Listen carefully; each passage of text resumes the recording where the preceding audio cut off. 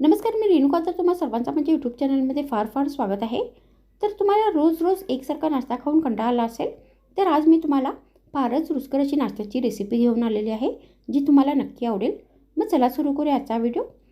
मी recipe बनवण्यासाठी सर्वात आधी आपल्याला एक मिक्सरचं भांडं घ्यायचं आहे आणि यामध्ये 2 कप शिजवलेला भात घालायचा आहे. तर मी इथे शिजवलेल्या भाताचा वापर करणार आहे. मग आपल्याला याच्यामध्ये अर्धा कप दही घालायचं आहे. तर तुम्ही इथे भाताच्या जागी पोह्याचा पण वापर करू शकता. मग आता हे दोन्ही साहित्य आपल्याला एकदम बारीक वाटून घ्यायचे आहे. मग हे दोन्ही साहित्य वाटून झाल्यानंतर हे मिश्रण आपल्याला एका बाउलमध्ये काढायचं आहे. मग याच्यामध्ये आपल्याला बाकीचे साहित्य घालायचे आहेत. तर सर्वात आधी आपल्याला याच्यामध्ये अर्धा चमचा जिरे घालायचं आहे. मग आपल्याला याच्यामध्ये चवीनुसार मीठ घालायचं आहे. त्यानंतर याच्यामध्ये आपल्याला चवीनुसार लाल मिरची पावडर घालायची आहे. तर तुम्ही इथे हिरव्या मिरचीचा पण वापर करू शकता. मग आपल्याला याच्यामध्ये अर्धा कप बारीक चिरलेली कोथिंबीर घालायची आहे. मग आपल्याला याच्यामध्ये अर्धा कप बेसन घालायचं आहे.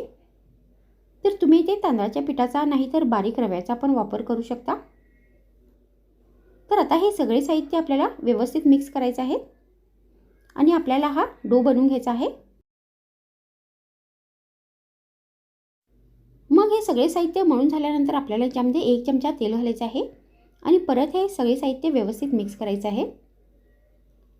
त्यानंतर ही रेसिपी बनवण्यासाठी आपल्याला हाताला थोडेसे तेल लावून घ्यायचे आहे आणि हे मिश्रण थोडेसे हातामध्ये घेऊन आता आपल्याला याचे गोल वडे बनवायचे आहेत. तर मी या मिश्रणाचे मेदू वडे बनवणार आहे. तर तुम्ही आपल्या आवडीप्रमाणे दुसऱ्या कोणत्याही डिझाईनमध्ये ही रेसिपी बनवू शकता. तर अशा पद्धतीने आपल्याला हे सगळे वडे बनवून घ्यायचे आहेत. तर मी ते बनवून घेतलेले आहे. त्यानंतर आता आपल्याला ही रेसिपी स्टीम करायची आहे. तर त्याच्यासाठी मी गॅसवर भांडे ठेवले आहे. तर ही रेसिपी आपल्याला 5 मिनिटापर्यंत स्टीम करून घ्यायची आहे.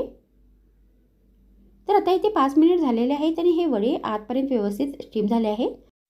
तर तुम्ही अशा पद्धतीने पण ऑइल फ्री अशी रेसिपी बनवून गरमागरम हिरव्या चटणीबरोबर नाश्त्यामध्ये सर्व करू शकता. पण आता मी ही रेसिपी फ्राय करणार आहे. तर त्याच्यासाठी मी गॅसवर तेल ठेवले आहे. तर आता हे वडे आपल्याला तेलात फ्राय करायचे आहेत.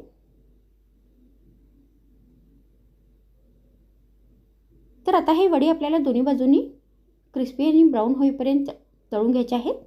तर तुम्ही अशा पद्धतीने ही रेसिपी बनवून गरमागरम हिरव्या चटणीबरोबर नाही तर सॉसबरोबर नाश्त्यामध्ये सर्व करू शकता.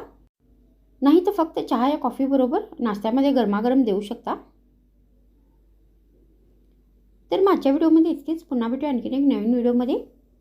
तर मग थँक्स फ्रेंड्स वॉचिंग माय व्हिडिओ.